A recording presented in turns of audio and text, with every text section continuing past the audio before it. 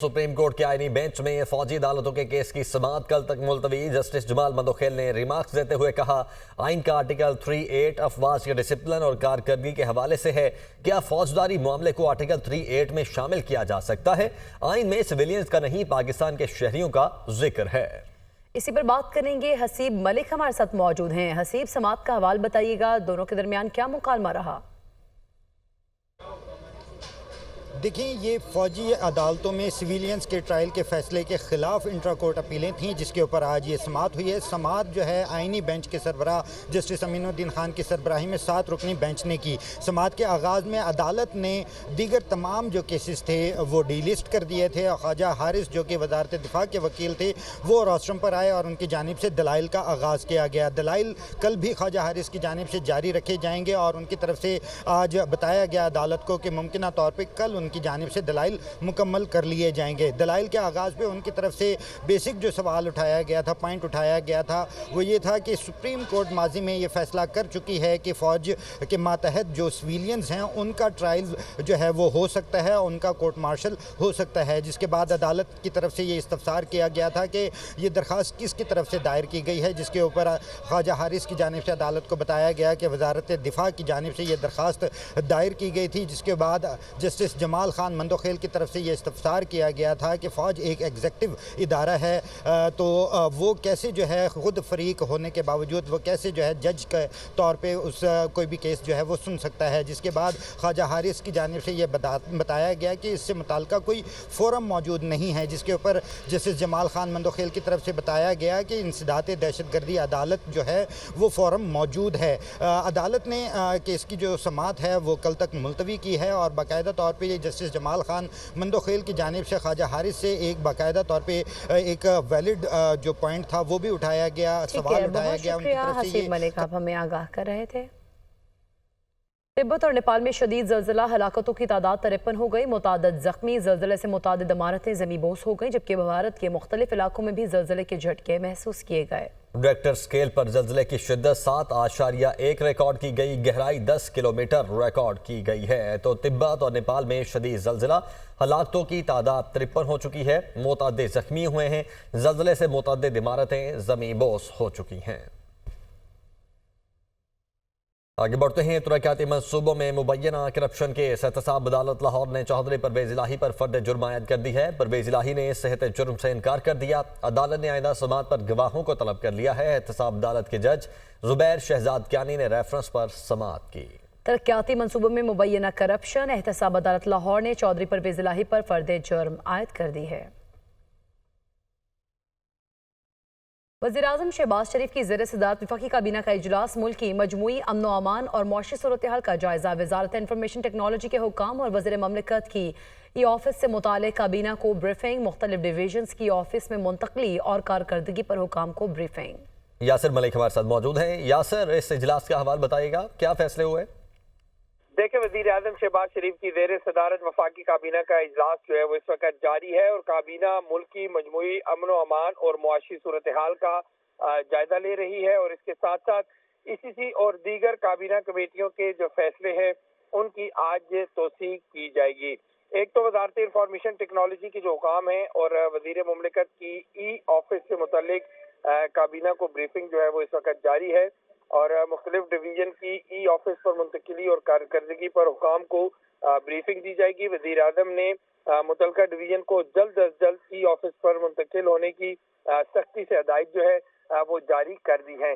और जो कुरम में इस वक्त हालात हैं, मुज़ाकरात के बाद दोबारा से जो वाक़या पेश आया उसके हवाले से भी वज़ारत दाखिला की जानिब से एक तफसीली रिपोर्ट जो है वो वज़ीर आज़म शहबाज शरीफ को आज काबीना के इजलास में पेश की जाएगी। जी, पेश की जाएगी। यासिर, बहुत शुक्रिया आपका। तहरीक इंसाफ की मुज़ाकराती कमेटी को बानी पीटीआई से ताहाल मुलाकात की इजाज़त नहीं मिली है। इज़राई के मुताबिक मुज़ाकराती कमेटी क्लियरेंस मिलने की मुंतज़िर है और कमेटी के अरकान हुकाम से इजाज़त मिलने के बाद इस्लामाबाद से जेल की जानिब रवाना होंगे। अहमद भट्टी रावलपिंडी से हमारे साथ मौजूद हैं। अहमद भट्टी, क्या वजह है इसकी, अभी तक इजाज़त क्यों नहीं मिल पा रही?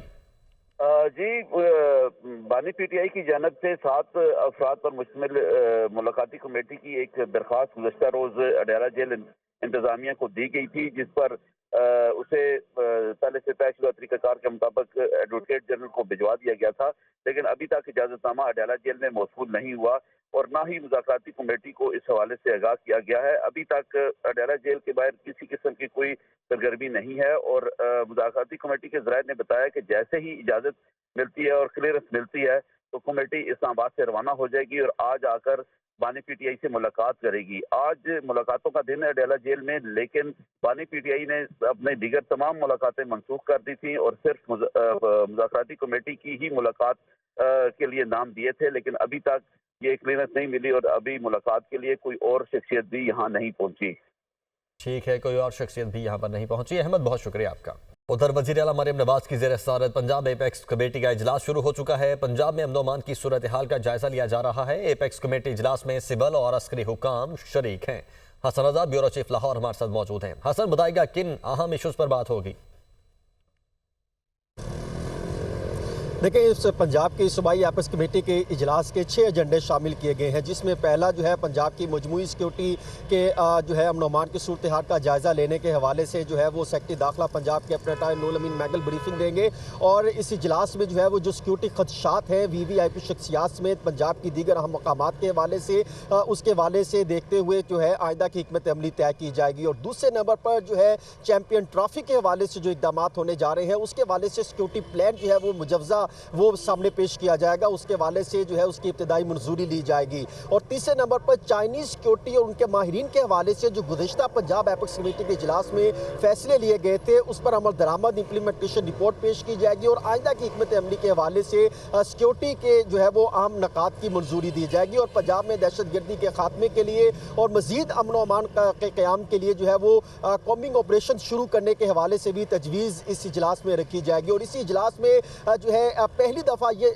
सामने एजेंडा रखा गया है कि रोड डिसिप्लिन को ट्रैफिक डिसिप्लिन पर अमल दरामद के लिए जो है वो एक नया हिकमत अमली मुरतब करने के हवाले से एक मुजवजा प्लान तैयार किया है महकमा दाखिला पंजाब की जानिब से, जो आज इस इजलास में सामने रखा जाएगा, जिसकी मंजूरी के बाद सूबा भर में जो है पंजाब में ट्रैफिक डिसिप्लिन पर सख्ती से अमल दरामद करवाने के लिए जो है वो इम्प्लीमेंटेशन करवाई जाएगी। और इसके साथ साथ एक इंतहाई हसास एजेंडा भी शामिल है, वो भी इस इजलास में रखा गया है, जिसमें तमाम तर मामलात का जायजा लेने के बाद इम्कान है कि उसकी भी मंजूरी दी जा सकती है। ठीक है, बहुत शुक्रिया आपका हसन रजा।